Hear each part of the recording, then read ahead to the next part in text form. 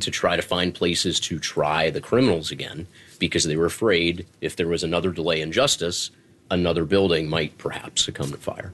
Hamilton County Clerk of Courts Pavan Parikh says Taft's humble beginnings during a time of deep mistrust in the justice system make the recently discovered signature that much more meaningful. To find something that is original to what he did long before he was president or chief justice, when he was just a lawyer cutting his teeth, and then to see the trajectory of his career and see all that he accomplished. And that's a reminder to all of us of the work that we do now may seem trivial and unimportant, but we never know what's in store for our futures. The clerk's office is currently in talks with the National Park Service to have the document displayed at Taft's birthplace. Parikh says future generations likely won't get the thrill of similar discoveries if another president passes through the courthouse. Almost all court documents these days are digitized. No pen and ink signatures necessary. For NPR News, I'm Nick Swartzell in Cincinnati. Support for WNYC comes from Charles P. Rogers, manufacturer of handcrafted mattresses and beds. The Charles P. Rogers factory showrooms are now open to the public on 17th Street in Manhattan and Route 17 in Hackensack, New Jersey. More at charlesprogers.com. You're listening to WNYC at 8:50. It's nice to have you with us on this Friday morning. Marketplace Morning Report is coming up next, and then in 10 minutes at 9 o'clock, it's the BBC News Hour. Let's check in and see what they're working on. What's up, London? Good morning, WNYC. I'm Tim Franks. On today's News Hour, Kamala Harris's big pitch to America. Did she convince? That's BBC News Hour, coming up at 9 on WNYC.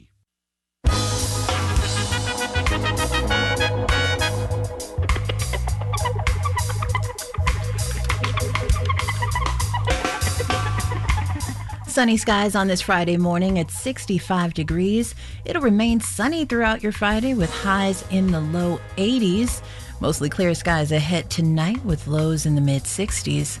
And on Saturday, sunny skies with a high around 85 degrees. Clear skies on Saturday night with a low around 68.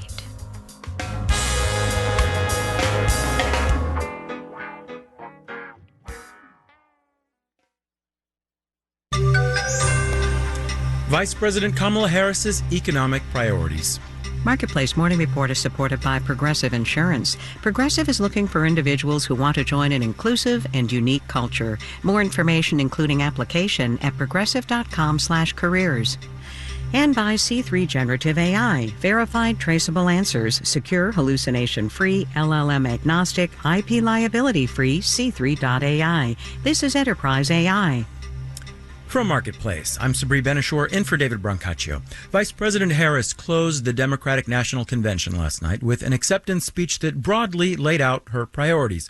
On the dollars and cents side of things, she highlighted protecting Social Security and Medicare, ending, that's her word, the housing shortage in this country, and a tax cut for middle-income households. Marketplace's Nova Safo joins us from Chicago with more. Good morning, Nova. Good morning, Sabri. So the Vice President had signaled that she would be framing her economic message as one focused on supporting the middle class. Is that what we got? Any surprises? Yeah, less surprises and more emphasis on certain things. And I'll give you an example. She described herself as realistic and practical. That's her words. And those words are important because much of the country is getting to know her again or for the first time. And she is defining what kind of policies she will pursue, economic or otherwise. And on the economic front, yes, she said she would be squarely focused on the middle class. We know a strong middle class has always been critical to America's success, and building that middle class will be a defining goal of my presidency. What does that look like in terms of specific proposals? She promised a middle-class tax cut. She said that would affect 100 million Americans. We'll have to see what the details are there, but the next president will have a lot of sway over tax policy because many of the Trump-era tax cuts are set to expire. President Biden had wanted to keep cuts for households making less than $400,000. Harris's advisors told convention goers this week that they do expect her to continue or advance many of the Biden administration's economic policies. A lot of these things, though, Sabri, will require congressional action.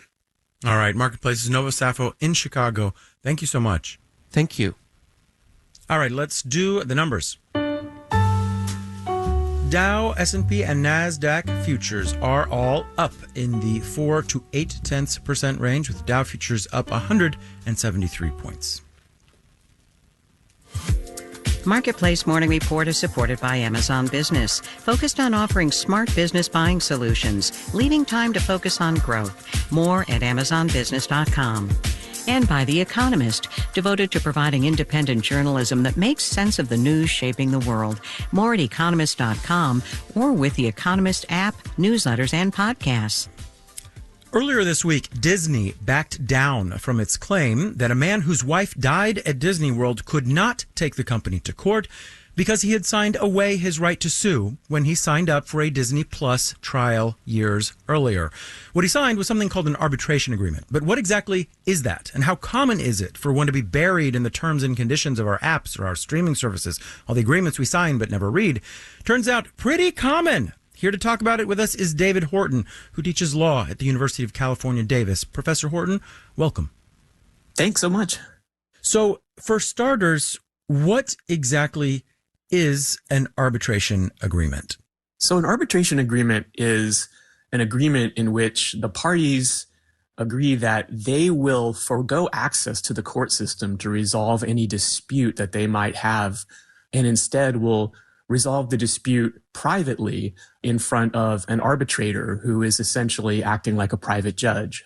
How do people usually get into these agreements? For most everyday people going through their lives, they will enter into these agreements without realizing it by doing things as simple as deciding that you want to sign up for a streaming service, joining a gym, accepting a job.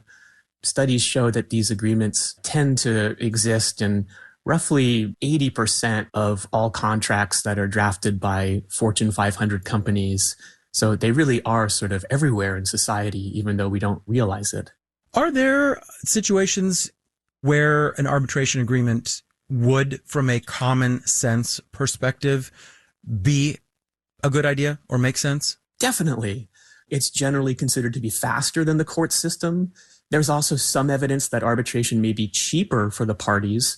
But the reason why forced arbitration is controversial is because those reasons are arguably outweighed by the fact that plaintiffs don't have the same procedural and evidentiary advantages that they do when they're in the court system. The Disney example, this guy signs a contract for a Disney Plus free trial, and then Disney says, well, that also applies to you eating at a Disney restaurant. How common is that kind of a situation where you find yourself in an arbitration agreement for one situation because of something you signed in a completely different situation? So 20 years ago, this type of situation was extremely rare, but the U.S. Supreme Court decided a bunch of cases in the 2010s that essentially made these arbitration clauses more valuable to businesses because they effectively blocked the ability of individuals to band together in a class action. And because of that, companies began drafting what I've called these infinite arbitration clauses that say that not only do you agree to resolve any future dispute that you might have that relates to this contract that you just signed, but you agree to resolve any future dispute that you have in arbitration with us ever, regardless of what the subject matter is. Is there any effort to change this, to modify this, how this all works? In Congress, there's been very limited success, in part because there are powerful interest groups that oppose any attempt to reduce the prevalence of arbitration clauses. But there have been some success stories. And in fact, the Disney Plus story, this is, I think, the third sort of high profile situation. And the pushback has been enough that the company has voluntarily decided to reverse course. David Horton, Martin Luther King Jr. Professor of Law at UC Davis, thank you so much. Thank you. You can hear a lot more from our conversation at marketplace.org. Our executive producer is Kelly Silvera. Our digital producer is Dylan Mietinen. Our engineers are Brian Allison and John Brewington. And in New York, I'm Sabri Ben-Achour with the Marketplace Morning Report.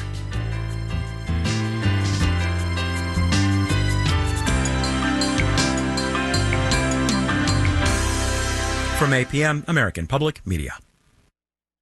Leadership support for WNYC comes from the Jerome L. Green Foundation, a proud supporter of New York City's major